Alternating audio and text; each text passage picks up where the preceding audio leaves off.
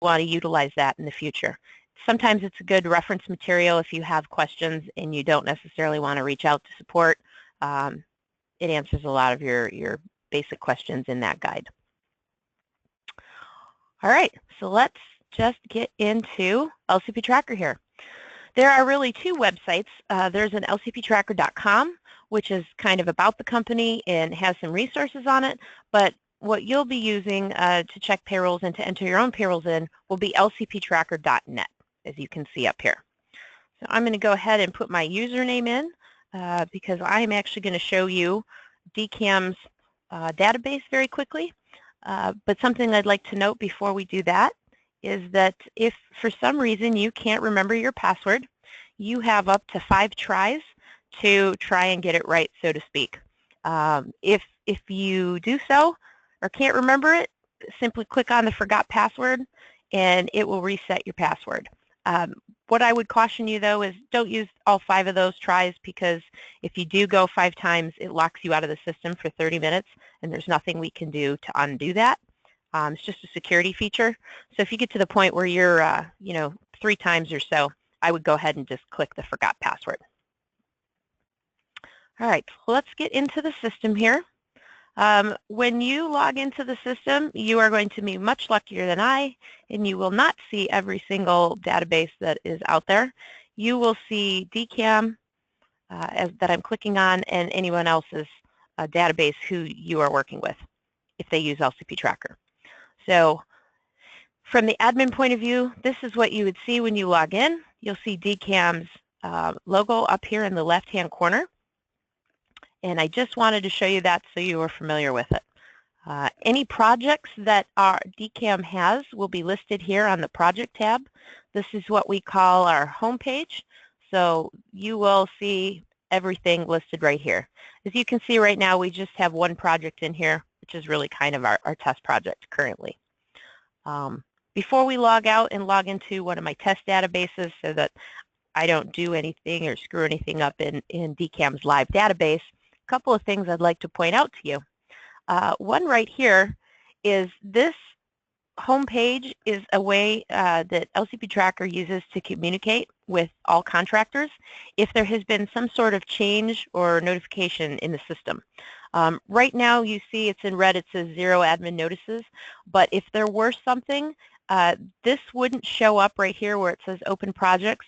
There would actually be a line in red that would describe or name the notification, and then there would be just a notification here with a button that would say OK.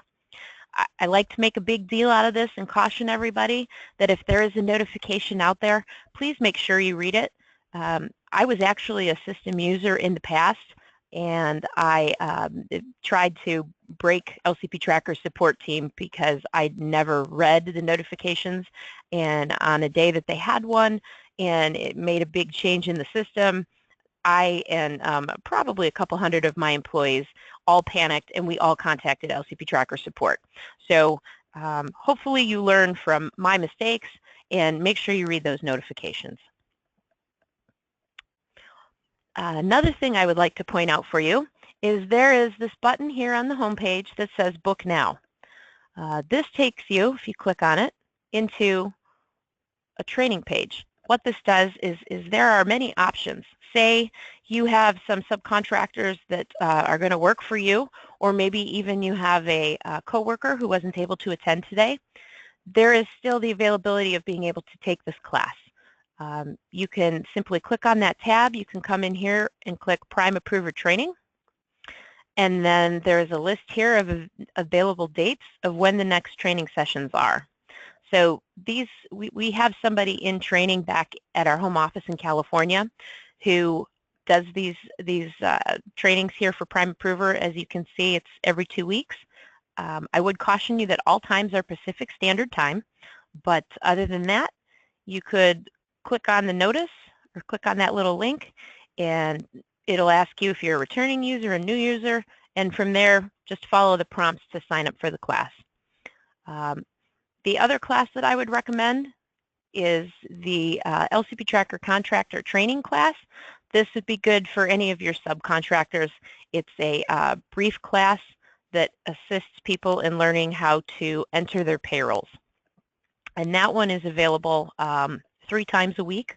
So I would definitely make sure you utilize that if need be. All right. Next thing I would like to point out is up here there is a tab for training materials. So I quickly showed you a copy of the Prime Approver Guide in a PDF. This is where you would be able to get that. So what we have done is we have tried to provide not only full-fledged manuals, either a contractor training manual, an admin, a Prime Approver, a quick start guide, but we've tried to provide additional methods of training for folks. So if you wanted to go through some of this training at a slower pace perhaps, or you would prefer to have it in writing, simply go in here, click on the view, and you will be able to download this and keep it right to your desktop or print it out, whichever is your preferred method. The other thing that I would suggest on here is there are actually training videos. So not only do we have a large section of contractor support documents, but we also have a section of videos. So these are quick snippets, very helpful information.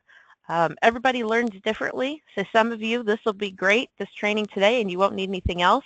There are others, like myself, who will want to be able to put their hands on something to have as a reference guide.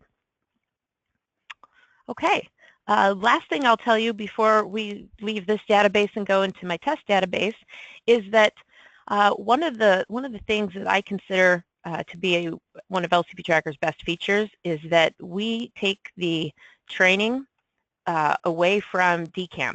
And what I mean by that is if you have a question, if you don't understand how to use the system, or if you have a sub who's having problems, you don't have to bother DCAM for that. You can come straight to us. That is what we provide. It's a service we provide to agencies like DCAM. You have several different options in the event that you need some help.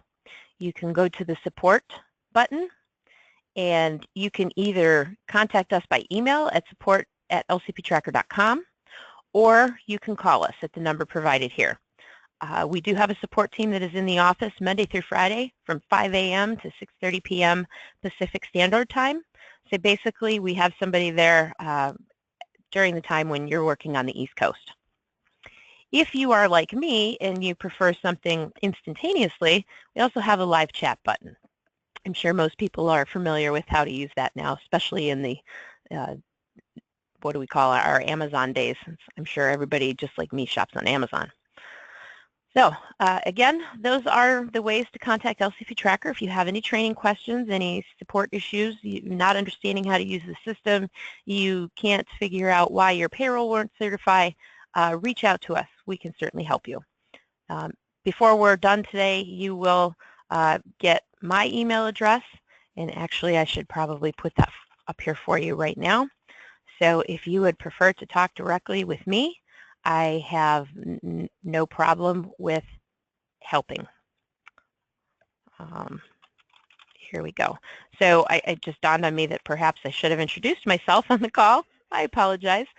My name is Alicia Taramina, so I am a project manager with LCP Tracker, obviously, and it has been my pleasure to be Sam Elisa's and DCAM's project manager to implement LCP Tracker.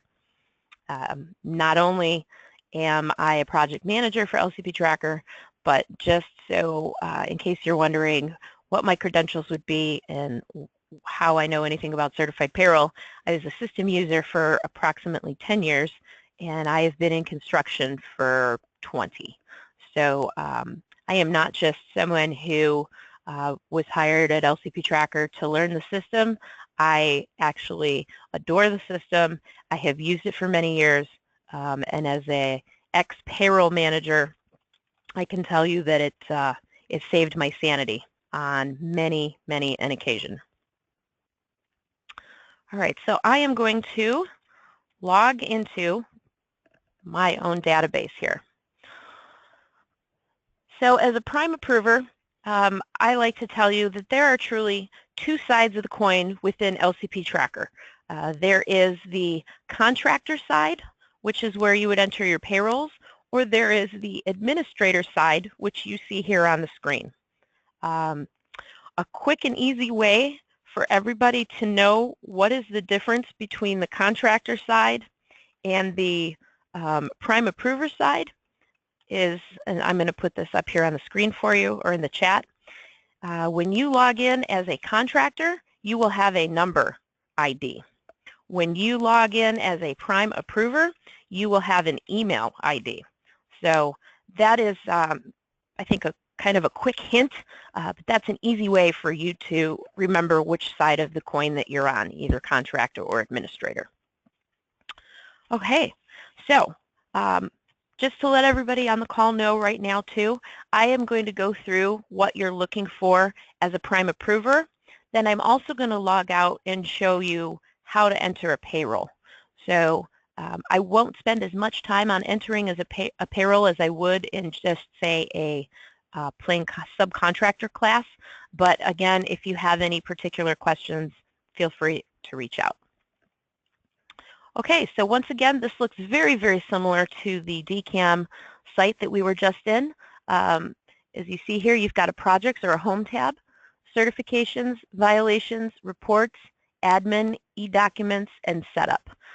Because I'm a project manager with LCP Tracker, I have an extra button here for support admin. That's not something that you'll see when you log in the system. Okay, so you know, I already told you that your projects will be listed here. But let's actually go right into the tab where you are going to do the bulk of your work. So as a prime approver, of course, your goal is to approve payrolls that you are getting from all of the subcontractors before they go into DCAM's queue. So I am going to go through this tab and kind of explain what it is that you're seeing here. So we have several different titles here over at the side. We've got department, project, contractor. Always click on here and select the default department. Then next you want to click on the particular project that you're working on. And from there you have a choice. You can either not click in this section for contractors, and then below here you will see everybody's payrolls. So as you can see both Darren's Demo and Terramina's Trucking. Or you can simply choose one contractor, click Load Data, and now we have filtered this so you only see Darren's Demo's payrolls. Everybody uses this a little differently, so it's really how you choose to work the system. The Sub-2 contract ID right here, this is telling you that Darren's Demo works directly for the prime. So let's see here, if I were to choose, say, Terramina's Trucking, now you can see that he has this company has multiple contracts. He both works for the prime and for Darren's Demo. So when you are in the system setting up a contractor, you will be able to give them different levels by this Sub-2. So either you don't touch it when you set them up, and that means they work directly for the prime, or you can assign them a Sub-2 and pick a company that they would be a lower tier subcontractor for. Additionally, work orders are something that are going to be utilized in the DCAM databases. So you would be able to further filter the payrolls by work order. Please keep in mind that this is a demo database, so I don't necessarily, all of my payrolls don't necessarily have work orders on them. So I do apologize for that. All right. Additionally now, there's much more filtering you could do. If you wanted to look for a particular date range, say you want to look for all contractors and you just want to look for, oh, let's say something at the beginning of the year. So I want to see all payrolls from, let's say, January. I can put those date ranges in, click Load Data. Oh, nobody has any for those dates. Okay. Again, you can really filter this as much or as little as you want. Each one of these rows here, you can also filter. If you click on something that has the white line underneath it, you would also be able to filter by that. So it, again, works however you choose it to. So bear with me. I'm going to, there we go, click some more things so we get all our payrolls back.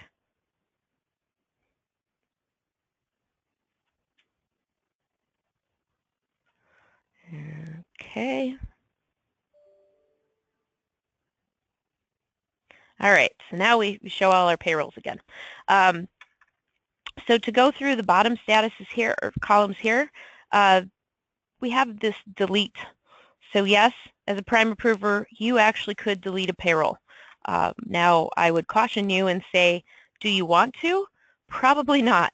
There are really only ever 2 times that you would delete a payroll. The first time would be if somebody calls you, one of the subs calls you and says that they entered a payroll on the wrong project. In that instance, you would delete the payroll. You know, I'm sorry, there's no way to copy that payroll from one project to another, so they would have to redo it. So for that instance, you would delete the payroll. The only other time would be as if they put the wrong week ending date. That is not a field that is able to be changed, and that is for, obviously, security and ethical reasons. So if somebody put in a wrong week ending date, that's going to be the only other time you'd want to delete a payroll. So as you can see, that is within your realm of availability, just something you want to be very cautious with. Second column is contractor. So of course, this is just simply stating the name of the different contractors who've turned in their payrolls. Third here is project. That's going to give you the name of the project that you're working on. If there is a sub to, in other words, if a company is a lower tier subcontractor, it's going to give you the name of the company that they are actually a subcontractor to. If it says nothing here, then that means that they work directly for the prime. Looks like we just had a question. Is there a weekend date that has to be used? Some subs use different days. No, there is not. When you go to enter your payroll, you will pick your week ending date. So if you're a company that works, you know, Tuesday through Monday, as long as you're picking that Monday for your week ending date, that's fine. The system doesn't force you to use a particular week ending date. All right, thank you for the question. Okay, next thing, if you are required to put a contract ID, which I believe you will then see that in this column. That's just a further identifier. Of course, next is the week end date. So you'll be able to see right there the payrolls. Payroll numbers, these of course are the actual payroll numbers for the payroll that's been submitted. This column, performing, was this a week that you actually performed work, or was it a no work week? So that tells you very quickly here. Submitted, this gives you the date that the payroll is actually submitted in the system. And then finally, this view CPR, if you click right here on this PDF, this actually opens up the certified payroll that was turned in this case, by Hunter's Handy Utility Company. So from there, whatever checks you might do additional to the system, you would be able to do right here by looking at the payroll. So these columns I'm going to spend a little more time on. We've got a prime approval column and an accept status. So I will, like I said, explain those in a little more detail. Let's see here. We had one more question. What happens if sub changes week ending date? Let's see, Barbara. Barbara, I'm going to unmute you. Could you perhaps give me a little more information? Yeah, I had a sub that had a week ending date for Thursday, and then he ended up changing their week ending date in their system to Friday. Ooh, so in that particular case, he submitted a payroll for week ending, say 12/22, and then he did a one-day payroll for 12/23, and that's going forward, it was always on a Friday week ending date. How would you handle that in that situation? Gotcha. Okay. Thank you. I'm going to put you back on mute. So I have seen that happen once. I was with a very large contractor, and what ends up happening is you're able to actually change that date, but there is the potential then that they will show up on the late CPR report as kind of perpetually being late. So we really had to just let the agency know, okay, this is what happened. They did exactly like you said. They turned in a one-day payroll. So they really had what they did in the system was we kind of had a, say, payroll number 14, and then we had like a 14A. So a week ending date, let's go 6/6, and then one that was 6/7, and then the next week they changed that week ending date. Like I said, they'll show up on that late certified payroll date, but that would be how we handle that in the system. So I hope that answered your question. Okay, so the prime approval tab.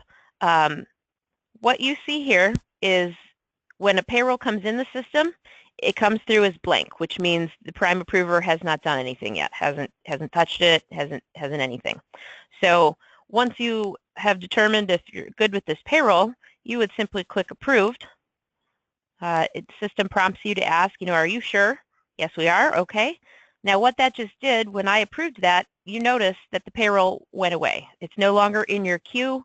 That would mean that that payroll now went into DCAM's queue. So as long as a payroll is sitting here where you can see it, DCAM cannot see the payroll yet. That is helpful because over here in the accept status column, there are multiple different things that you can do over here. So I want to click this right here so you can see the different types of statuses that there actually are.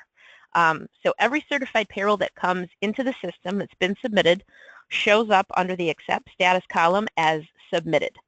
There are different things that you can put the status as then. You can either click it, change it to accepted. If there's something wrong with the payroll or something that you question, you can actually reject it. When you reject a payroll, let's reject a payroll real quick here. Let's say that we don't like something on Kayla's first payroll for week ending 3/5. System again prompts you, are you sure you want to change that status? Now if we're rejecting it, system, you can't just click reject and let it go. You have to actually tell the contractor what the issue is. So in this case, let's just say missing employees. And then in the confidential rejection notes, the confidential section would be anything that you want to list that you perhaps do not want the subcontractor to see. So in this case, I'm going to leave myself a note that I did a site visit, more people working than on certified payrolls. So this way I have a note to myself, as well as I have told the contractor, hey, you're missing something and that's why I'm sending this payroll back to you. When we do that, the contractor is sent an email through the system that tells them, hey, your payroll just got rejected and here's the reason why. So now you can still see this rejected payroll, right? Still here, still under your, where you can see it. If you go under View Details over here to the right, I want to show you what the system does. The system actually is going to keep track of everything that happens with this payroll, right? So we know over here, I see my admin notice. So, okay, the payroll was rejected on 6/16. That's when it went through. It says who created that notice, so the subcontractor can see who it was. In this case, myself, Alicia. I sent that rejection, so if they needed to contact me, they could. I can also see the actual payroll yet again from this tab if I needed to, as well as I can see the payroll record details. So, there were three employees on this person's payroll or this company's payroll. I think there should be 4, therefore I had rejected it. All right, let's go back to our certification tab here. Okay, sorry, there's another question here. Are the subcontractors entering these payrolls so that they show up on the screen for approval? Yes, they are. We will go over, once we're done talking about the prime approver role, we'll quickly go through actually entering a payroll into the system, because not only are you prime approvers, but you're also entering your own payrolls. So anytime a payroll is entered, once it's been certified, it pops up in your queue. I should mention that I know some people are a little nervous, or they get, they're like, oh, there's so many things I have to check for now, and, the onus is on me as the prime. Well, the whole reason behind LCP Tracker is that this makes life easier, really, not more difficult. Yes, as a prime approver, there are going to be a couple more steps for you. However, the bulk of the work LCP Tracker has already done. There is a validation engine running in the background that does approximately 70 different mathematical and field checks on those payrolls. So by the time a company certifies them and they pop up in your queue, they've already gone through all of those validations. So what you're looking for is anything in particular, if there's any particular rules that DCAM has that you're looking for, or maybe there's red flags, that as a general contractor, you would know you're looking for on a certified payroll. For instance, let's say a company turned in payrolls, they passed all the validations, you open it up and look at it, and you're like, well, that's interesting. The payroll I'm looking at is an electrical company, but there's no electricians on it. It's all laborers. I mean, to me, that would be a no-brainer.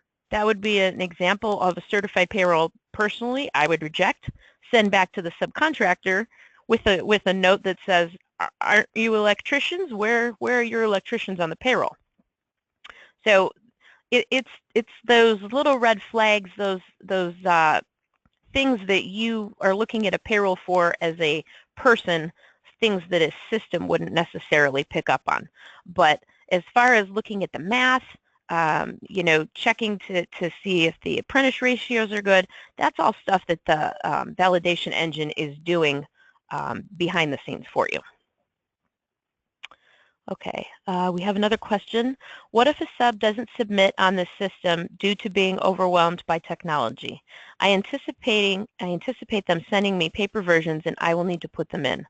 Is there a way for a prime to put in the sub payrolls? So a couple things there, and I'm gonna say something first, and then I'll let Sam Elise jump in. But mind you, I can't give legal advice because I work for LCP Tracker. But as a former prime contractor, there isn't enough money in the world that it would ever get me to put a subs payroll in the system. You have your own e-signature, so you would literally be signing a payroll with your name for them. I would never do that if I were you. Of course, your choice, but I don't. You would have to be set up as that subcontractor and as an employee of that subcontractor. I mean, there are just, that screams of there's so many things wrong with that, and so many potential risks that I think that would just be a very, very bad idea. If there is a subcontractor that is overwhelmed by the technology, by all means, send them to me. Send them to support. We can get them one-on-one training. If they watch the video for subcontractor training and they still don't get it, well, by golly, I promise you I will hold their hand. But there is no way to put a paper version of a payroll in the system.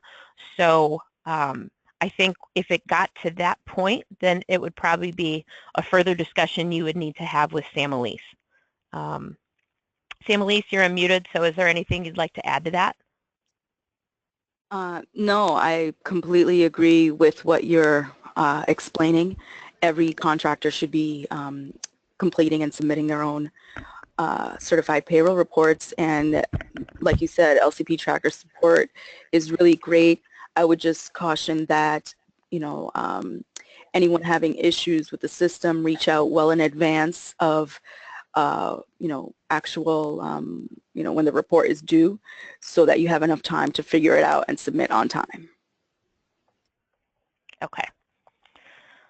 I also promise that I have worked with subs who have, beat their head against the wall and said, I am not good with computers, I can't do this.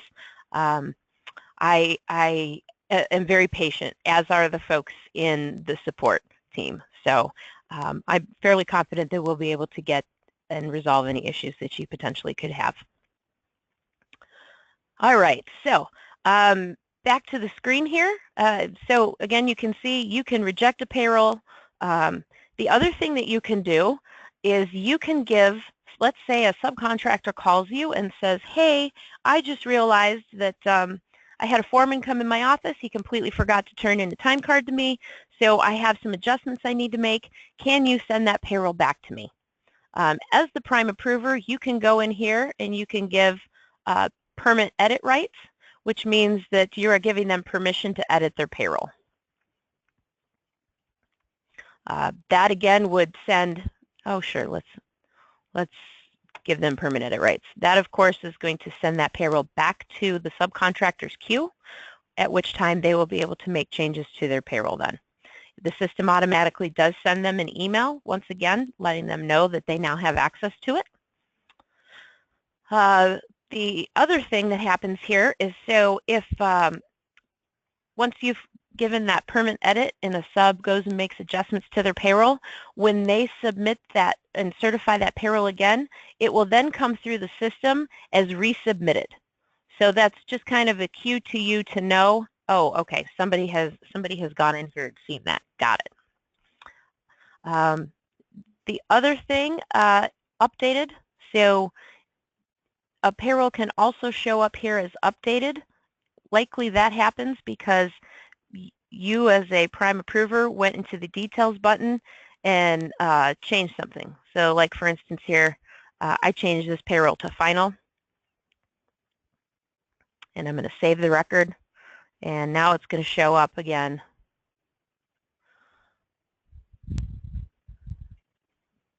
Back in the certification list. It's going to show up as updated, and now the change has been made here final. Okay.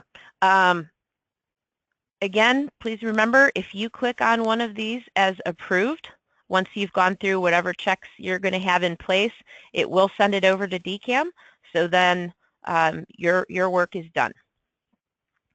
I would say if you have multiple people in the system, say you have a couple different payroll clerks perhaps, you could also use this accept status button as a way to communicate with each other. And what I mean by that is right now I have some filters on, so you can't see any of these as accepted. You could, this is how I've used it in the past.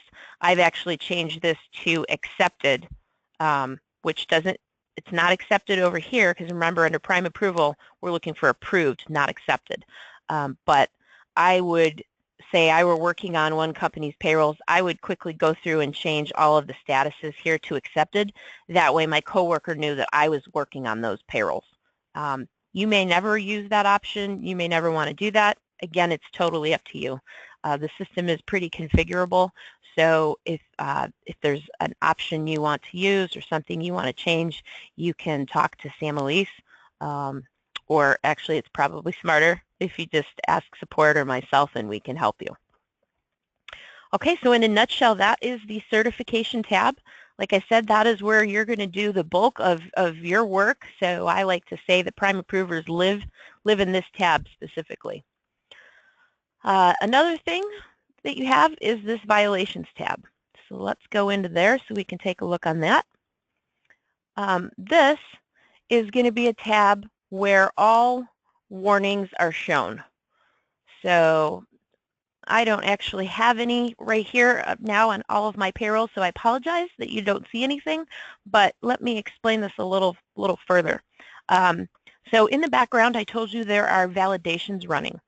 So each of those validations can be set up as either enforce or warning. So what that means is if a validation is set up as a warrant or as a enforce, it means that if you or if a sub doesn't comply with that particular validation, they will get a message and they won't be able to certify their payroll until it's fixed.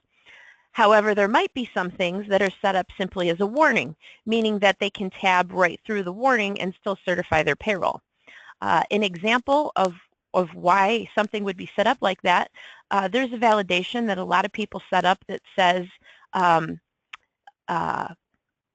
net pay is lower than deductions.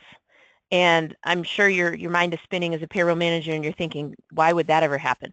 Well, think about it. There can be cases where maybe somebody has both an IRS and a child support garnishment. So literally their deductions on their paycheck might be higher than their take-home pay. And you might want to be notified of that. So if that's one of the validations that you have on as just a warning, that is going to show up here in this tab. So why would somebody want to look at that? Well, other deductions is a great way for people who aren't ethical to take money back from their employees. I could probably stand on a soapbox and tell you horror stories of things that I found over the last 20 years of ways that contractors could be unethical. And I would tell you that other deductions, probably 80% of the time is where I would find that. So if I'm a prime contractor or even an agency, I am going to check out the violations tab just to make sure and see if there's anything that's popped up here. You don't necessarily have to do anything with it, but it again is just keeping you informed. You have a reports tab. There are a couple of reports that are available to you as a prime approver. The one that personally I think you would want to be concerned with is the all notices report. So that is a lovely way to check and see pretty much everything that's going on with all of the payrolls that are getting turned in. So bear with me a minute while I go in here so that I can show you a copy of this so you see what I mean.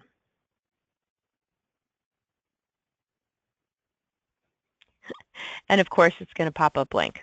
My apologies for that. Anything that would show up on this report would be any kind of notices. So any of the any of the payrolls that I sent out with the rejection notes, anything that's listed as a violation, those would all show up when and if you pull this report. So other than that, as a prime approver, you're really not going to be looking really for reporting. That's all on DCAM's end. They have, I want to say 70, 75 reports that are available to them. If you ever do, as a prime approver, have a report or something that you're looking for in the system, you can either ask Sam Elise if they will share that with you, or you can contact us and we'll see if we can't get that turned on as long as DCAM is okay with it. Okay, I'm going to sidebar here because we have a couple of questions.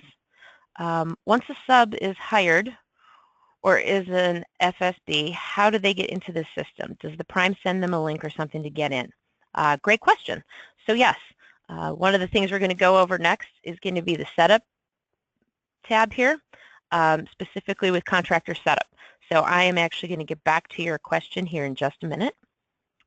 The next question, if a contractor files the final payroll and it has been approved by you, a few months later they have more work done due to change order. Once approved, can that final be revised? And do they have to do no work payrolls? Gosh, great question. Yes and yes. So as a prime approver, you would go back into that payroll. You would go under that View Details tab, and you would change that payroll right back to no. Then what would happen is, of course, they do have to turn in no work payrolls for that amount of time that they weren't working, and then they would be able to turn in a new final payroll. So thanks, great questions. All right, let's continue to go here or move along.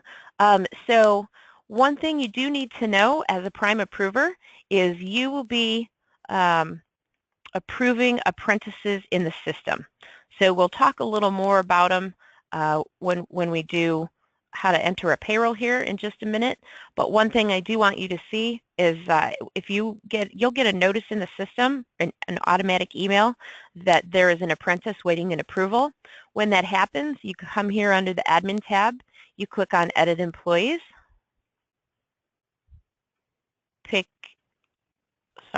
you'd pick your project,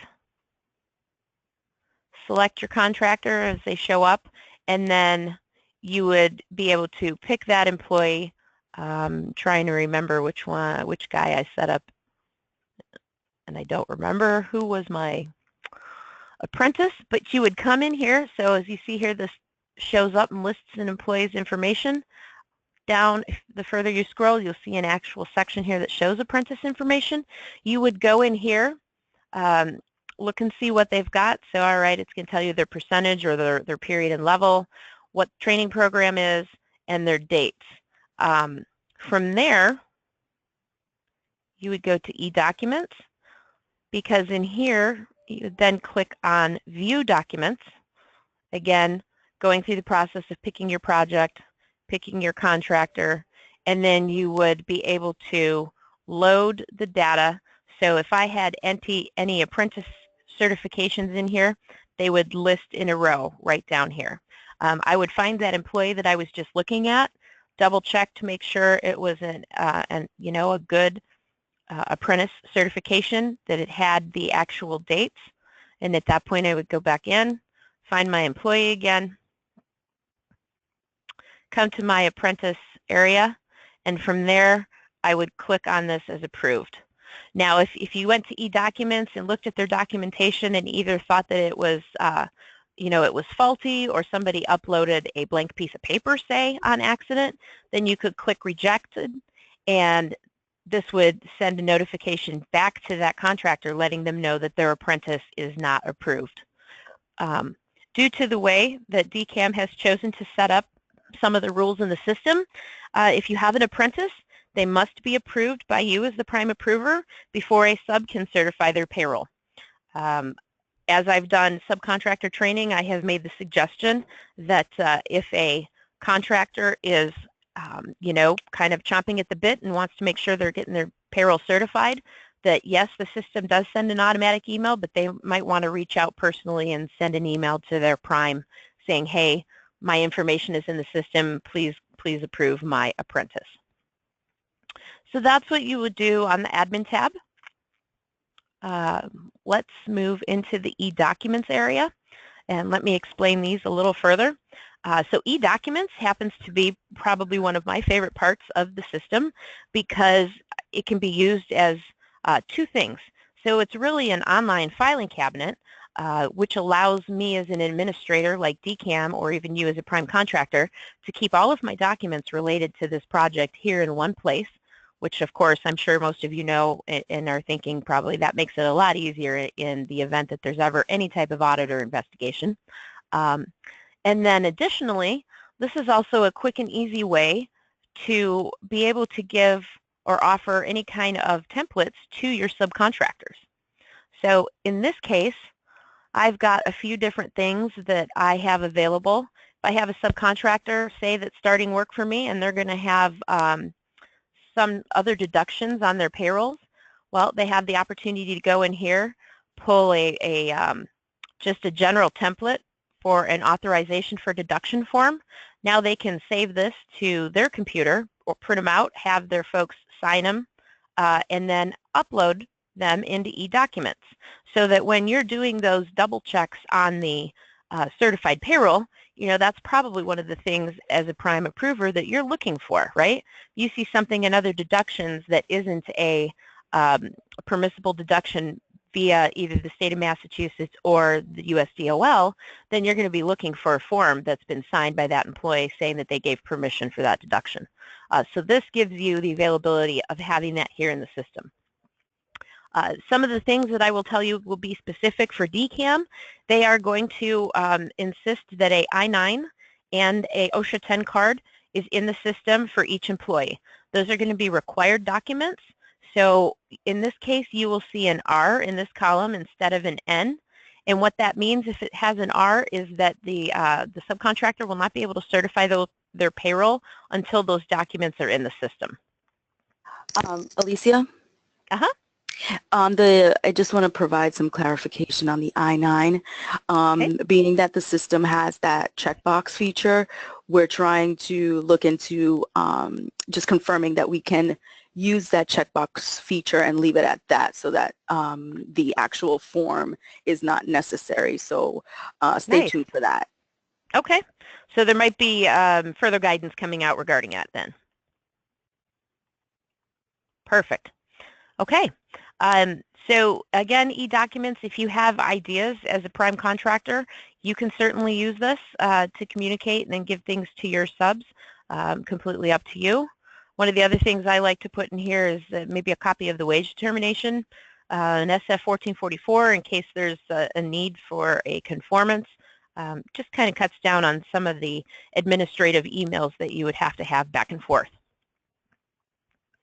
All right, one of the last things I want to talk about before we start looking at how to actually enter a payroll is the setup tab. So as a prime approver, you will be setting up contractors. So the flow here is that DCAM will set up you as a prime, and then you will get an automatically generated email out of the system that comes to you, and it's from LCP Tracker. It will give you your login information and a link to get into LCP Tracker, at which time you will set up your password. In turn, that then flows down, and you, as a prime, will then set up your subcontractors. So I do want to caution you that this is a two-step process. And this is probably the second most popular complaint or item I get of people saying, I don't understand why this isn't working, and it's because they forgot the second step. So the first step, we're going to go in here and we're going to look at what does it take to add a contractor. All right, so as normal, anytime you see that department, you always want to check default department, and we're going to say we're going to add an employee to Darren's demo, or I'm sorry, not add an employee. I'm not editing. You can also edit your contractors from here, but in this case we want to add somebody. So if you see on the screen a bunch of information that is asked for, if it has a red asterisk, it's required. So please keep in mind that this is just my demo database, so it doesn't necessarily reflect items that are going to be required by DCAM. So obviously the first thing that we're looking for is a contractor name, federal tax ID number. That is something that is, it's not required, but it's just smart to have in there, because sometimes contractor names, subcontractor names can sound kind of either familiar, or one might be an LLC, one might be an Inc., and if you have that federal tax ID number, you can tell that it's not truly the same company. You don't have to worry about a PWCR because you're not in California. Lucky you. Contractor license number or 10-digit phone number. So this one, I want to caution you about this field. This field here is what becomes your login ID. If you remember, I told you there are two ways, right, that you log into LCP Tracker. You either log in as contractor or you log in as a prime approver.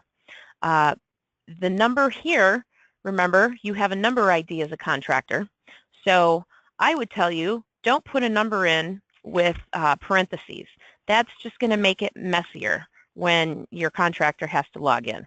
As well as, I wouldn't put any dashes in. If you're going to put in a number, a phone number, I would simply do it like that. As well as, I would do the same if you decide to use a contractor license number. Leave out the dashes or anything like that. It just makes it cleaner and makes it a little easier for people to log in. If you are using the contract license number, then it's helpful to add in their expiration date. Insurance certificate number, specialty license number, local business, motor carrier, workers' comp, those will not be required. Union status, that is something that's going to be required. So of course your options are union, non-union, and mixed. You have the option here to click if you're a Section 3 business or a non-construction contractor. This final one here, contractor's health plan approved, does not apply to you because you guys aren't in the city of Orlando. Ethnicity, it's good information to collect. Type of trade, obviously most of the time you're going to be new construction. Principal name and contact name, so these are two different things. The principal name is not required, but that would be, of course, the owner, the director, what have you. Right here, though, again, a little caution, whoever you put under contact name, that's who people would contact, right? So this needs to be the person who's actually doing the payroll. So as you as a prime contractor or DCAM, if they have a need to contact these people, you want to make sure they're contacting the right person. So required fields there, of course, are name, phone number, email, and address. The other thing this asks for about what is the standard hours per workday for this company, I typically see that it's 8. Standard hours per week, really never any different than 40. Pay date is 5 calendar days after weekend date. This again is typically 7, but system for some reason just defaults to 5. Notice enforcement. So this leave as enforced. You guys aren't, you're very lucky you're working for DCAM and not for some other agencies. I would tell you that there are agencies out there that click hide, and what that does is it gives them an availability to fine their contractors. And when I say fine, I mean, yes, fine them as a dollar amount. So they turn off, the validations are on, but they hide them so nobody can see them. So when a contractor goes to do a payroll, even if there are notices, it accepts it and it puts it through the system. So in that case, only the agency would see it. And like I said, you're just very lucky because it gets very messy, but you don't have to do that because DCAM is much nicer than that. All right, almost at the end here. Owner-operator. So you will only check this if you are a bona fide Teamster owner-operator. So if you own your own truck, you would click that. And then lastly, business certifications. So if you are any type of particular, your business has any kind of certification, whether it's a DBE or an MBE, you would click that. There will be a specific agency, I want to say it's the Supplier Diversity Office for DCAM that's in here. Put in the issue date and expiration date if there is one. You would click on Add Certification, and that doesn't mean that you have to add something to the system. It just adds it to your record here, and then you would save. So something to be helpful, just so you know, we have set up under eDocuments in DCAM's database, you will be able to go in and download a Temple document, this contractor setup form, which makes it a little easy for you because then you could actually email this to the contractors that you'll be working with so that they give you all the information that you need to set them up in the system. Bear with me a second, I want to open this for you. This is just an example that I have. Of course, the one that will be in DCAM system will be cleaned up just a little bit. But it asks for the pertinent information. Again, just something as a time saver for you. All right, so once you have gone in there and set up your subcontractor and saved them, remember this is a two-step process. So we want to go in here under contract assignment, and now we are actually going to assign our contractor to a project. So in this case, I would come in here, remember to select default department. I'm going to select my contractor. I'm going to say, okay, Geezer's General Contractors, but they're going to be a sub to Darren's Demo. Remember I said earlier that there's a place where you can, if somebody has multiple contracts, where you can do that. This is it. It would give them a start date. Let's say this company is going to start in June. Contract amount, well, they're just a small sub. They're only doing 10,000 worth of work, and I'm going to save them. So now that has actually taken that subcontractor, and it will now allow them in the system. So when I do that, they got an email. So Geezer's General Contractors just got an email from LCP Tracker saying, welcome to the system. Here's your login information. Please click on this link to get to LCP Tracker and set up your password. So fairly easy process to get a contractor in the system and set up. Again, don't forget, it's a two-pronged process. All right, we did have a couple of questions, so let me get back to those real quick. Let's see here. An I-9 requires us to see a person's passport or other identification, so each sub will have to come to our office, or is this what Sam Elise was talking about? Sam Elise, do you want to jump in real quick? Yes. So the checkbox feature that Alicia pointed out in the employee profile section, formerly, the process was that each contractor had to submit one I-9 form per company. Now that we're using this platform, that we want to use that checkbox feature to replace the submission of that form to DCAM. So no one will have to come to your office, or what you're talking about there is not what we're going for. So we're trying to keep it as lean as possible. All right, and I will point out that checkbox to you as soon as we go to the setup employee portion. Okay, next question. We are very close to finishing a DCAM project at the moment. We've been using the weekly enforcement report forms for the entirety of this project, 2 years. Are we going to have everyone switch over to the LCP Tracker program as of July 1st, even though we are almost done with the job, or can we finish the project out using the weekly workforce report forms? Yeah. So for any scope of work that has more than 1 month of work remaining, we're asking them to use the new system. If there's more, if there's only less than 1 month worth of work after that turnover date, they can continue reporting in the existing format. Thank you. All right, who sets up the prime subcontractors subs, the second or the third tier? I believe the way that we are going to do it is that the prime approvers are responsible for setting up all subs. Am I correct in that, Sam Elise, or are we going to allow subs to set up their subs? That is a great question. Hold on, let me look into that, and I'll get back to you during this call. Okay, and I should also let everybody on the call know, we have been putting together an FAQ from every training that we've done, and DCAM is going to be nice enough to put those out here in the e-document so that everybody will have access to them. So there have been some really, really, really great questions asked and answered over the last couple of sessions. So if you have any interest in getting that before it's in LCP Tracker, though, at the end of our session today, if you would go ahead and in the chat box put your email address, then we'll make sure, Sam Elise and I will make sure that you get a copy of those FAQs. Okay, so this in a nutshell, I know it was a lot of information and fairly quick, but like I said, in a nutshell, that was Prime Approver.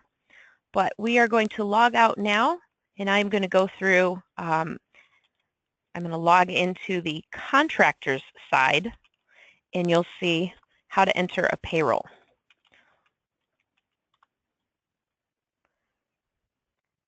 All right, so your screen is again going to look very similar, but just a little different. So you still have the tabs across the top.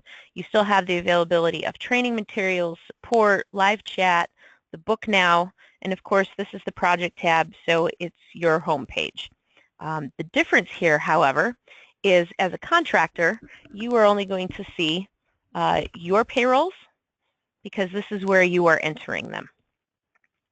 So any project that you are on, if you work for another agency other than DCAM who also uses LCP Tracker, likely you would have a different login for LCP Tracker.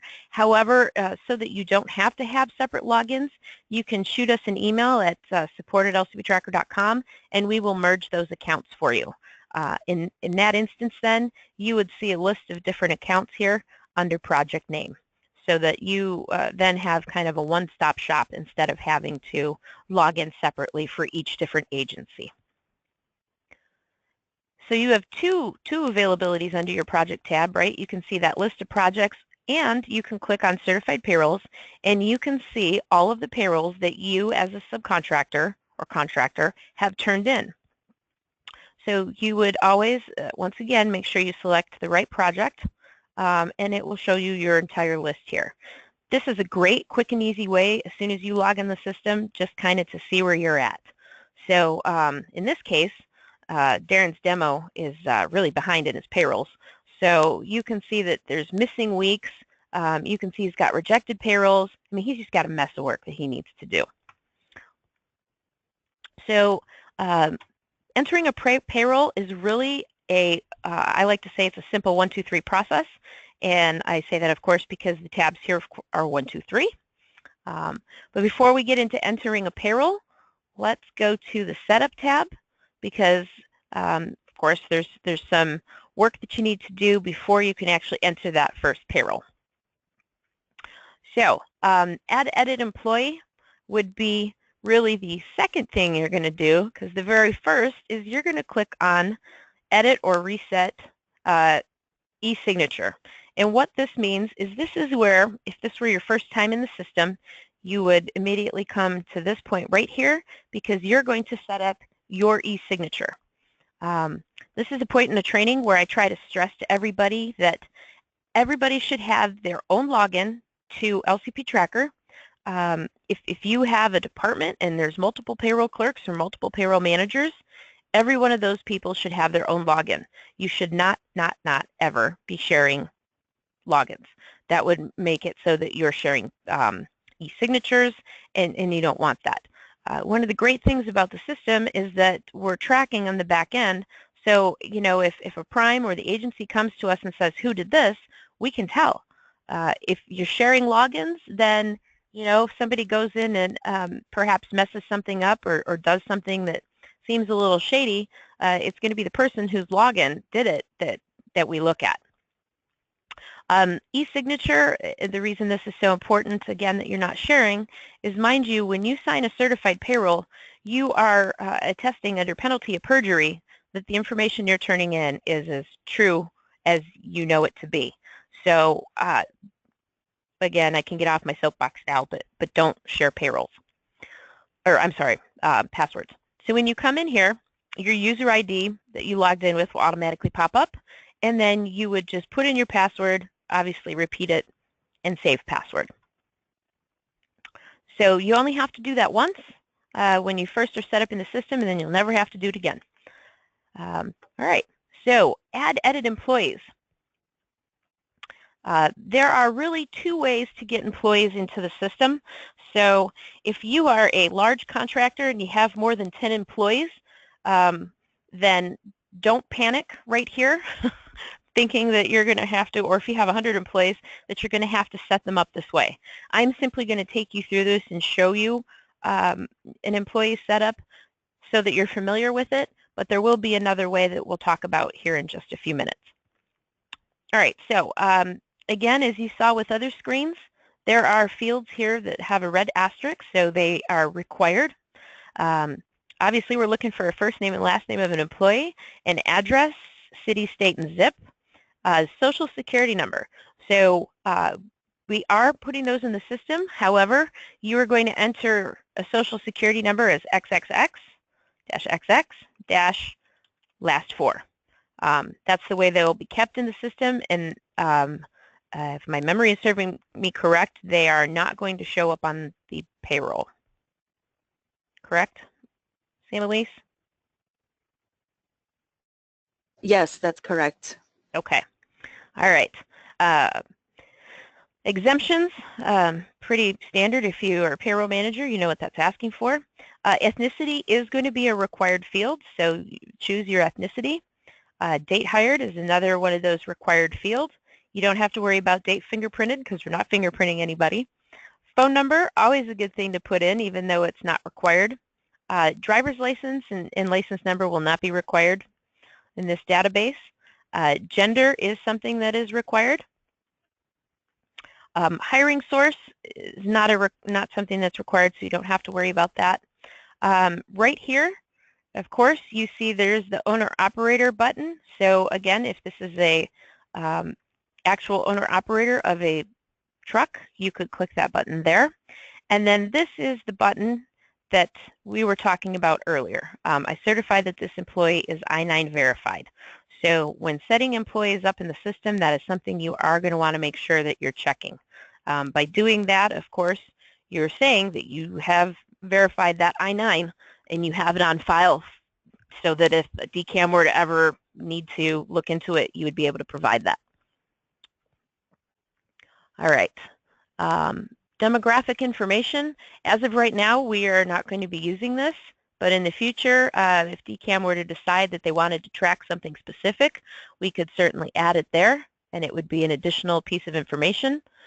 We're not worried about HUD Section 3, so I'm not even going to open it. Apprentice. So here is where, of course, if you have an apprentice, you're going to put some of that information in. If you recall, I said before that you'll, in particular, be looking to put your dates in here. So the registration date would go here, their ID number. If they have a percentage rate or a period or level, you would put that in there. Remember again that once this gets saved, it's going to send an email to that prime approver, and they're going to know that they need to go in and approve or reject that apprentice. If you were to open this up after they have done so, you would then see if the apprentice had been approved here, if so, what that date was, when they expired, because most US DOL apprenticeship programs expire in 90 days, or their certifications do. You would see what that expire date is, and it would additionally tell you who the prime approver was, the user that approved that apprentice.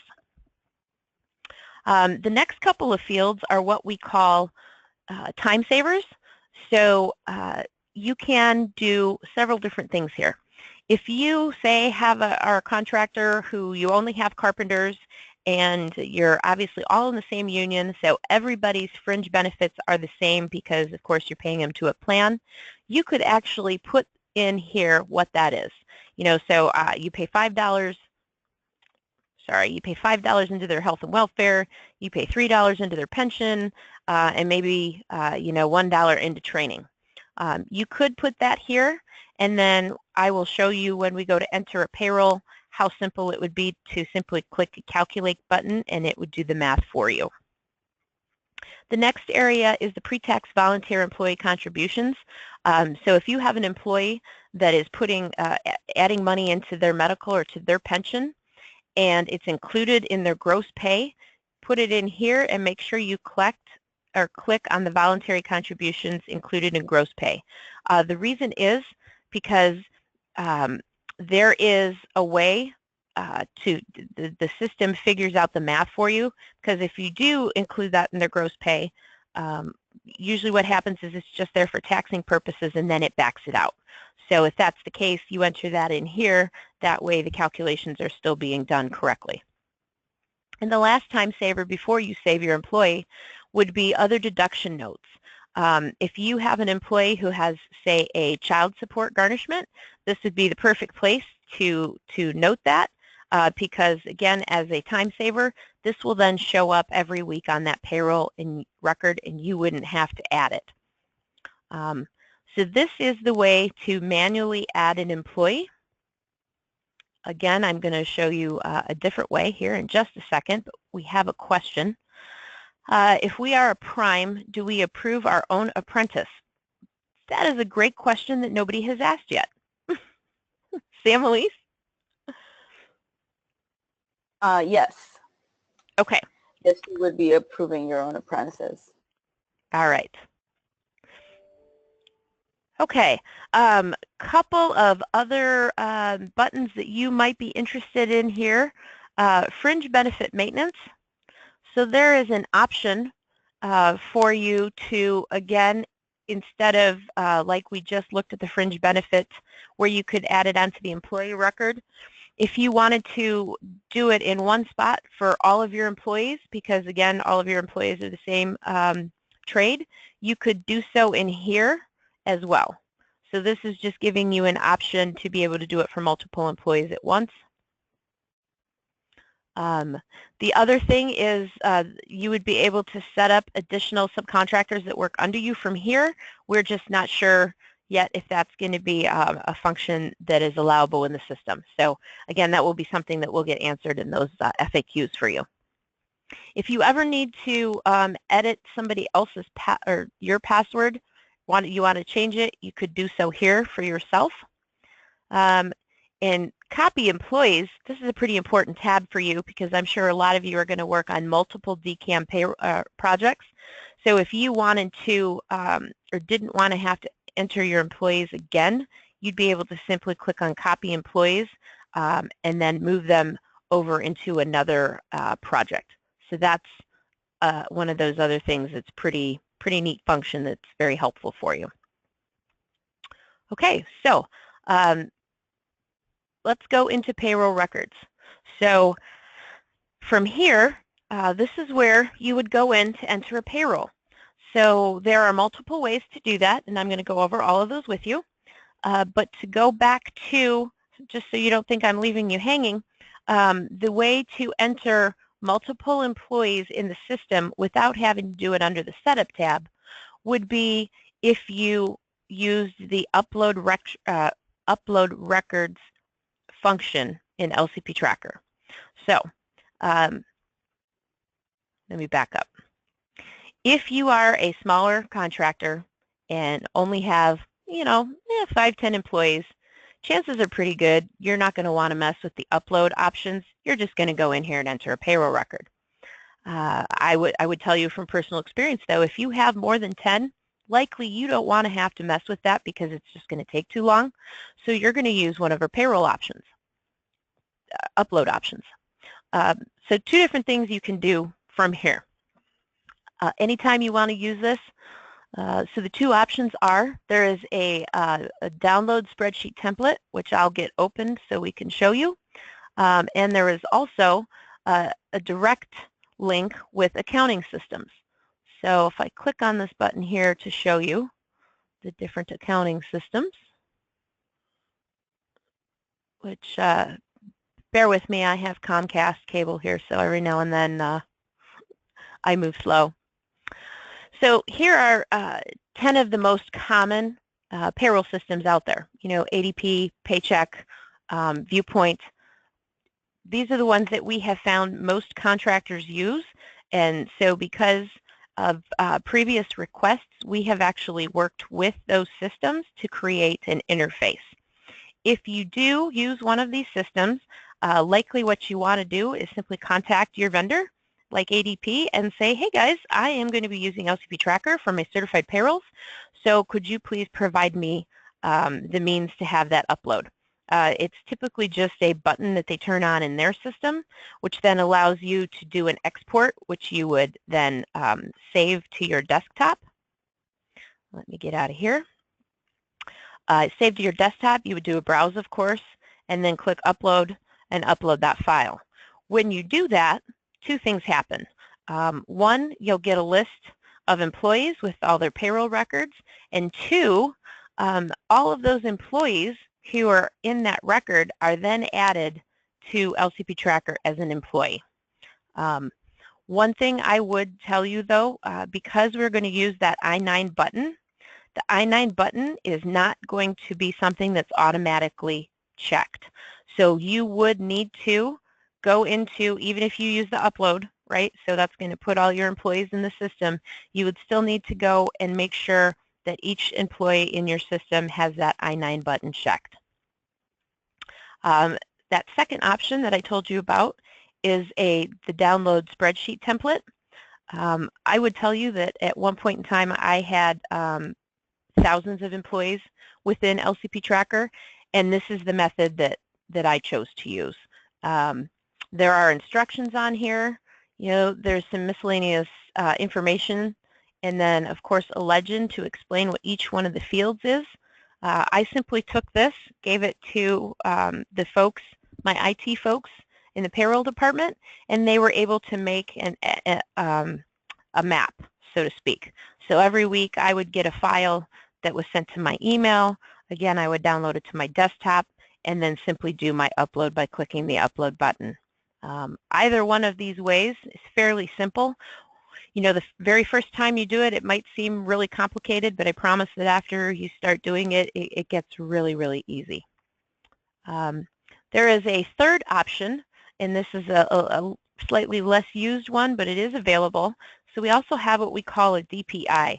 And what that is, and this is, by the way, the only time you would ever have to pay for anything in LCP Tracker. It would be if, say, you don't have an export option out of your payroll software, you don't want to mess with the spreadsheet upload, and you do not want to enter in each record manually. In that case, you could talk to somebody in our IT department. As long as you were to provide them with, 4 or 5 different weeks of your payroll as a PDF, we would then go through and provide what we call mapping. So what would happen then every week is you would literally click on this direct payroll subscription button. You would upload your PDF of your payroll, and the system then on the back end would create those fields, and it would drop it down as a payroll record. That is a one-time fee of $595, but if you decided to do that, you only have to do it once. Doesn't matter how many projects you have going forward with LCP Tracker, for how many agencies, you would never have to pay for that again. So it really is just kind of up to you guys, or up to your payroll departments, how do you want to proceed? Okay, so now you know about the different ways that they can be done, but let's actually look at entering a payroll record. All right, so I am going to do a payroll record for this week. I'm going to pick an employee. Okay, so I have already done a payroll in previous weeks, so my employee information is already in here. One of the things that I like is that the system actually remembers the classifications that you have chosen in the past for an employee. In this case, Darren has worked as both a carpenter and a power equipment operator.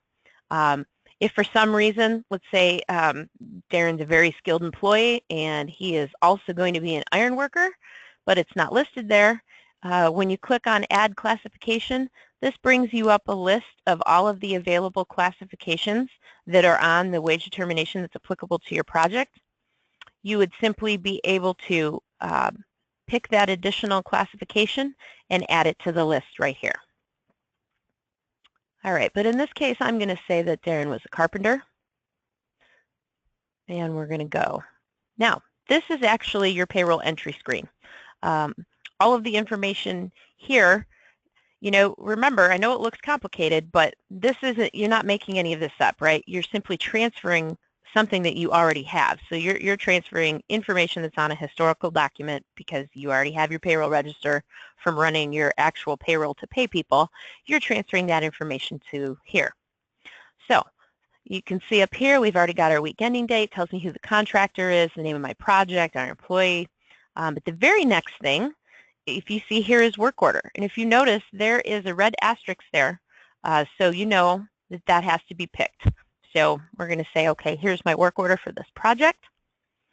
And then I'm going to start putting in information. So I'm going to say that, let's say Darren made $50 an hour. We're not going to give him any overtime. We are going to, for simplicity's sake, do something very simple math-wise so I don't make any mistakes in front of you. So I'm just going to say that his gross pay for this project was also $50. Just to point out here, we give you hints right here so you actually understand what these fields are, right? It tells you here that this is usually no fringes, so I'm literally looking just for the pay of that employee. If you were an open shop contractor and you were paying wages in lieu of fringes, you would put the amount there. And then over here, also, if you were doing cash in lieu of fringes, you would put that amount per hour right there. All right. This payroll entry record also shows you, to remind you, hey, okay, he's being a carpenter in this instance. And so what I'm going to do here is I'm going to say he only worked 1 hour, and I'm actually going to make a mistake. So if you notice, I'm putting him in on Saturday. I would tell you that, Saturday is in the system. One of the validations is that if they're working Saturday, it's overtime. So If you notice, I'm putting this hour, though, in the straight time field. So when you enter in your hours, this, again, a quick graph, Monday through Sunday. It's got my dates. First row is regular time. Second row is overtime. Third row, double time. Fourth row here of totals is done automatically for you. At the end of the columns here, you see this column is total hours. Quick hint for you, what the total says here should match this, which is something that you put in. Okay, fringes. So let's say Darren's carpenter. I'm going to say he probably makes, let's say, $20 an hour in fringes, or at least that's what I paid him. Now, if you remember, there was a one of those time savers I told you about when we set up the employee. If you had entered the fringes and that end, all you would do is come in here and click on Calculate Fringes. And then that would actually take and multiply based on the hours that they worked, and it would put in, it would do the math for you and enter those here. So it's really, you know, how do you want to enter your payroll? How much work do you want to do on this end of it? All right, so let's say to put in our taxes, I'm going to put in some other deductions, and then let's see, his gross pay, I'm going to say $40, or no, I'm sorry, $50, and then his gross pay will be $40. And then right here, you see the check number is something that's required. So if you are giving an actual check, you could put a check number in there, or if it's direct deposit, DD is acceptable. I'm going to put in what my actual payment date will be. So I give my checks out on Thursday, so put that in there. Okay, I entered in all my information. Mind you, I made a couple of mistakes, so you're going to be able to see it, but I'm going to save.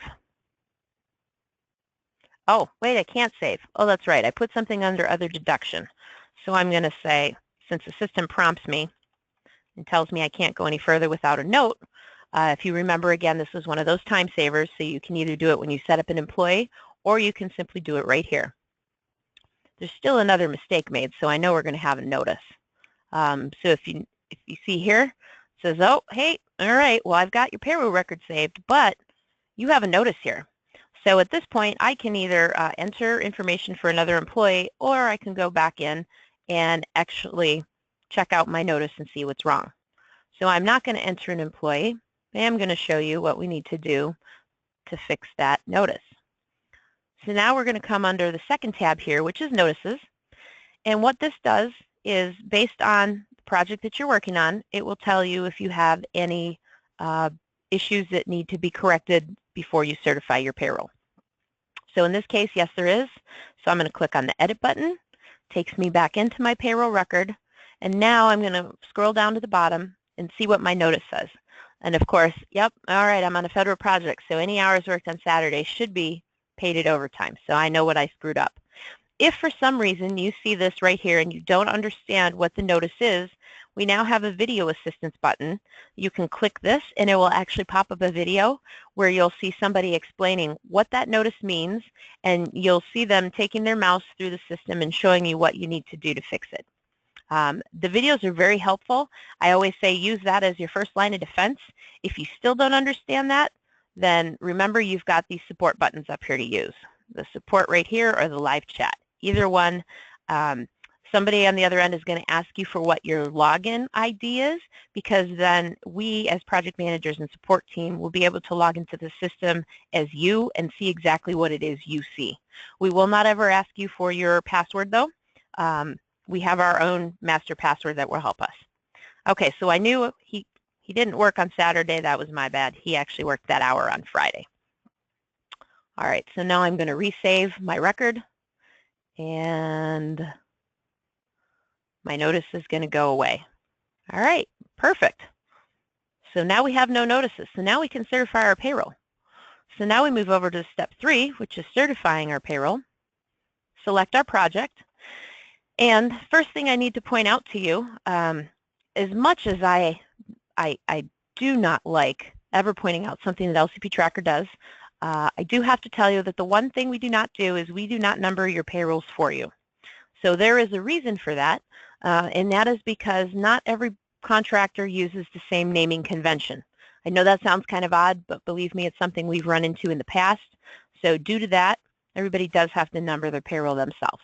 However, to give you a help, we do tell you up here, hey, the last payroll that you put in the system was week ending date 6/4, and it was payroll number 21. So in that case, I'm going to go, okay, well, this one is going to be for payroll ending 6/18, which means my payroll number is going to be 23. I'm going to put my name in because I'm the payroll manager. And before I click on next to go to the next tab, I am going to show you a couple things here. If this was a no work week and I didn't enter any employee records, you would simply come straight to the certification tab and you would click on no work activity to be reported this week. It will create a no work performed payroll for you. You'll put in your e-signature, boom, you're done, sends your payroll over to the prime approver. Or if you know that you're not going to be working for, 4 weeks, 8 weeks, whatever, you can come in here and put in multiple week ending dates, and it will turn in one payroll for multiple consecutive weeks. You can do that for up to 4 weeks at a time. All right, but in this instance, we're done. So we're going to click next, and as you see, now we've brought up our statement of compliance. So you really just have a couple more things to do here. You are either going to click 4A or 4B. In this case, I am a union contractor, so I'm paying my benefits into approved plan, so I'm going to track 4A. If I had any exceptions, I would note them or write them down here. You do have an availability of putting any remarks here, anything that you would want to communicate to your prime contractor right there. And then lastly, you're going to put in your e-signature. So I'm going to do that. If this was my final payroll, I would mark it here, but it's not my final payroll, so I'm not going to mark that. And I'm going to click Save. All right, so this tells me my payroll was created successfully, and in another window, it opens up my payroll. So there she is. So the first page, of course, is your payroll with all its information. Second page is a statement of compliance, and it shows your unique identifier here, your e-signature code. And then the last page shows a listing of any other deduction notes you might have on that payroll. All right. Couple more things I'm going to go over, but we have a couple of questions, so bear with me while I switch to those real quick. Can I show how the overtime would work? Jennifer, I apologize that I already went through there. Let me unmute you though real quick, and could you be a little more specific to tell me what you mean by how does overtime work?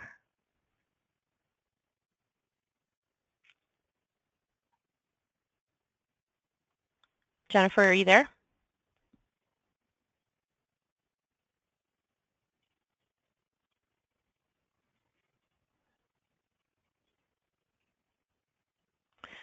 Okay, if you want to click in the chat, maybe you're muted on your end, but if you want to maybe give me some more information in the chat field so I can understand what it was you were looking for. Okay, Lori had a question. Does OT factor in blended rates? I am going to need more information on that and what you mean by blended rates.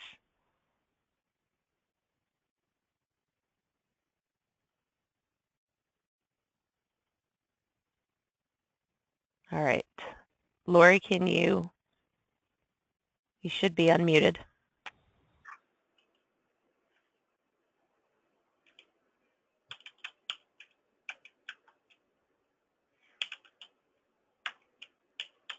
Okay, well, I'm going to move on to the next question. Sorry, can you hear me now? Oh, there you are. I can hear you. So in Massachusetts, I know my payroll company, because I do everything through my company, they tell me there's a blended rate. I don't know what the formula is because they do it for me. So I didn't know if LCP does it so that it comes out correctly. A blended rate. Okay. I honestly have never run across that. So the way that the rates are set up in the system, of course, what it's looking at is it's looking to make sure that you've paid prevailing wages according to the base hourly rate, and the fringes that are supposed to be paid. So it's going to look at your straight time and your overtime. I guess the first time you do a payroll, if you see something or if you're getting a bunch of notices, by all means contact me and I'll work with you to get that figured out. But I've never run across somebody having an issue or telling me they had blended rates. So I apologize, I don't have a better answer for you.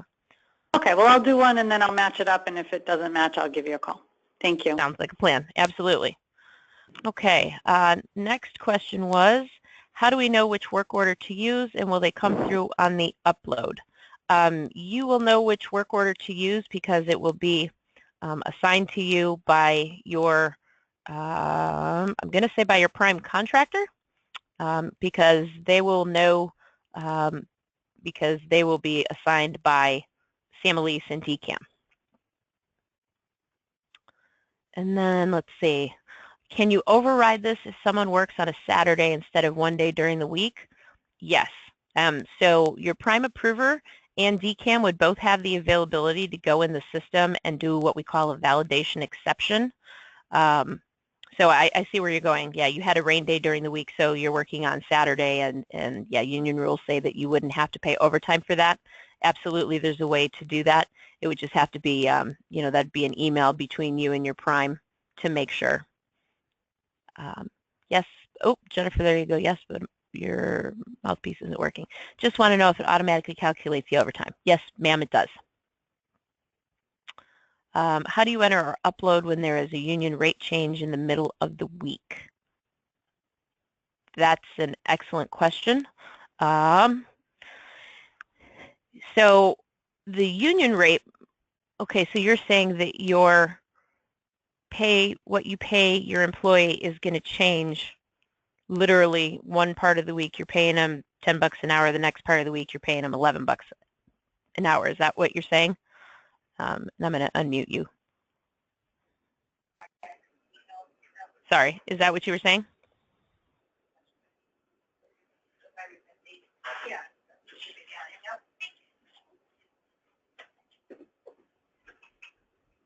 JC? Yes, that's correct. Okay, there you go. All right. So in that case, what I would do, and that is a great question, is I would enter in two separate records. So, and this is actually a really good question because it was something I neglected to say earlier. If an employee works in multiple classifications, you can absolutely do that in the system. You would just enter in two records, right? So if we got to the point, let me do something real quick to get in here and show you.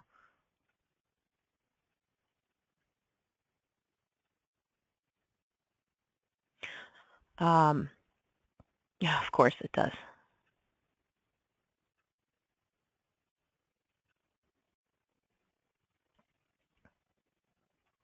So you could just put in, you know, okay, I paid them at this rate on Monday and Tuesday, and then save it, and then you could do enter in another record and say, you know, I paid them at this rate Thursday, Friday, Saturday. So, I mean, there is a way you could do it, and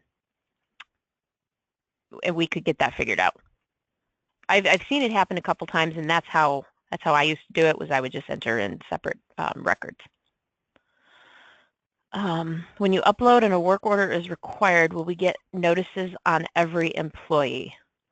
It shouldn't, no, because you're going to be, oh, I see what you're saying, because we're picking the work order here. I'm actually going to have to check into that to get you a good answer, because I have never run across that before. Actually, Alicia, I think we're confusing maybe terms here. Okay.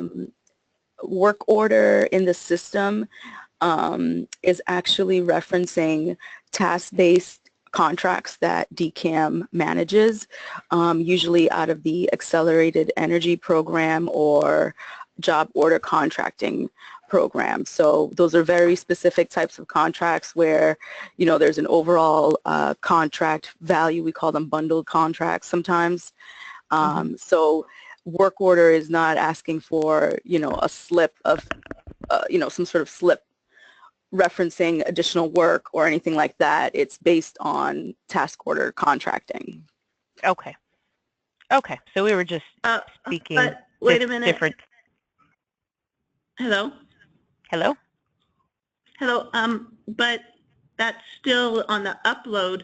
It's still required, a required field, and the upload isn't going to pull that in. So we will get notices on every employee.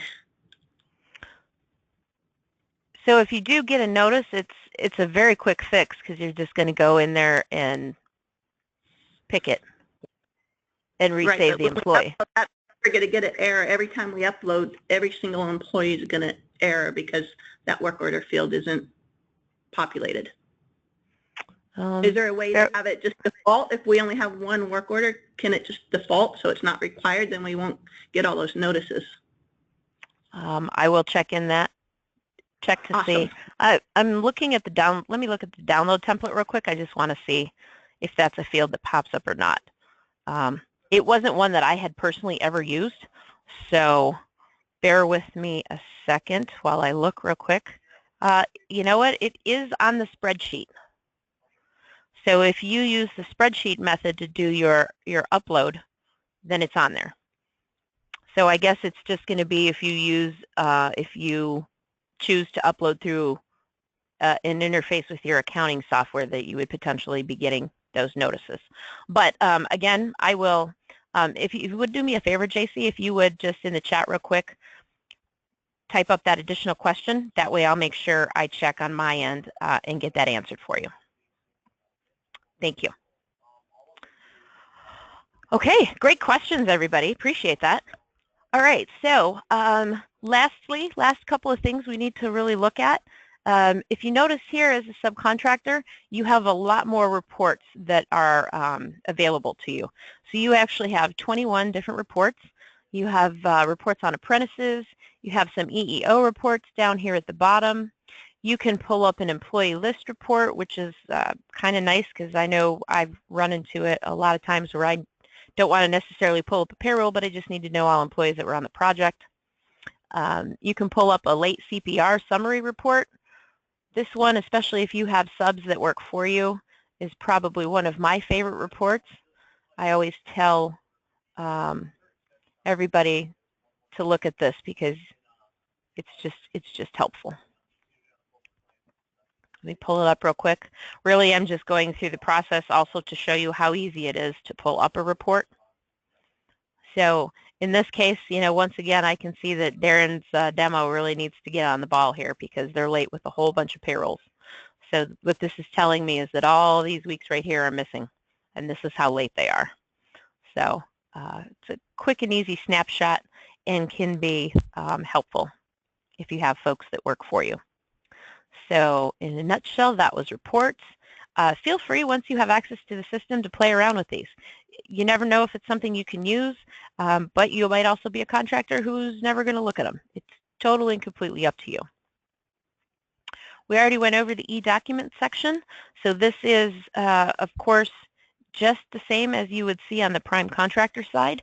So again, you can upload documents from here or you can download document templates just as you could on the contractor side, or I'm sorry, on the prime approver side.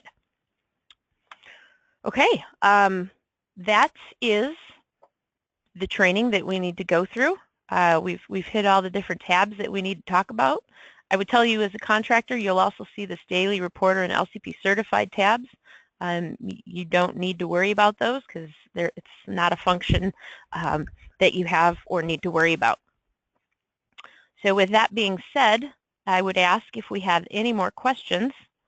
And if we don't, I would please remind everybody that if you would like to get the FAQs that we're going to put together, please type in your email address here in the chat so that Sam Elise and I know that you would like a copy of it. And the reason I ask you to do that is because even though the system logs you in GoToMeeting, you have the ability to skip right over putting in your email address, so I know everybody doesn't always put that in there. So I've learned to ask for it. All right, let me real quick just go through here too and see if there are any more questions as well as, since we're a smaller group, I'm going to take you all off of mute so that you don't necessarily have to type anymore. But do we have any more questions? Yes, I have a question for Sam Elise. I have had second-tier contractors that have been working, some of them since January, that have been improved in the PMAS system, but I have not received the employee ad template for those contractors. What are they to do once this system switches over? And I have emailed DCAM quite a few times regarding these. Sometimes the ball is dropped on DCAM's side. There's another one that was dropped both. Barbara, I think that for the workforce reporting, we can talk about any reports that you're missing offline. In terms of ongoing scopes, we're asking that scopes that are going to be completed through June 30th, continue reporting in the old system, and then anything. Hello? Yep. Okay. There's just a lot of interference there. Any other scopes with more than a month of work remaining after the turnover date will be reporting in the new system. Okay, I understand that, but I'm just worried, like I said, I've got 3 that I know of that have been approved for a long time. Yep, and Barbara, we can certainly, I can call you after we get off this webinar, and we can look into that. Thank you.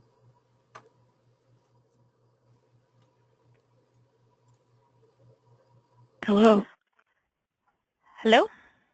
Hi. I wanted to give you my email. I'm supposed to go into live chat and type it in there. Is that correct? Yes, ma'am. That would be great. That way it's just an easier way for us to Shall I do it now? Will it do something? Yes, please. To... Yep. Nope, it'll pop up in there. It looks like we had... so. All right. It looks like we had one more question that asked if we can sign up with LCP Tracker at any time so you can go through it and familiarize ourselves with it. You won't actually be able to get into the system until Sam Elise or someone that works with her has added you. So, but I believe that that is coming very shortly or very soon. Yeah, we're just waiting for projects to be uploaded in the system, and once they're in there, we can start adding you in. Alicia? Uh-huh. I'm pressing live chat. Nothing's coming up. Well, I'll tell you what. Right.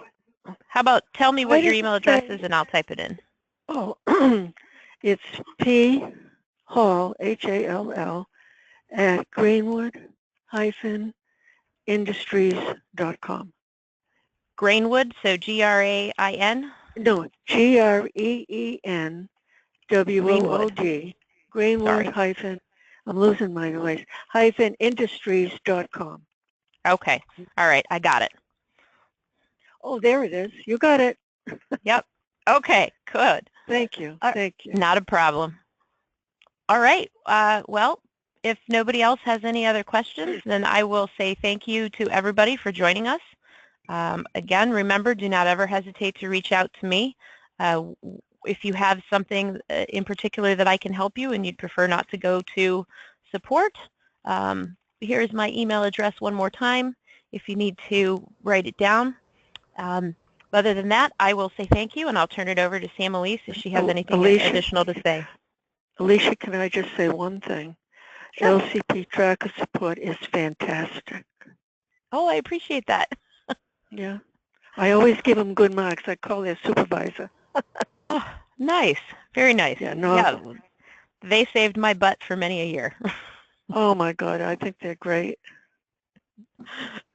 All right. Well, I'm going to turn it over to Sam Elise if she has anything else she wanted to say. No, just, you know, I want to thank you, Alicia, for leading the webinar and everyone else for attending. If there's any questions, feel free to email me or give me a call. Okay. Is it lunchtime? How's that? Sounds like it. Yes. Have a great weekend, everyone. All right, folks. Thank you. Have a good day. Bye-bye. Bye-bye. Bye-bye.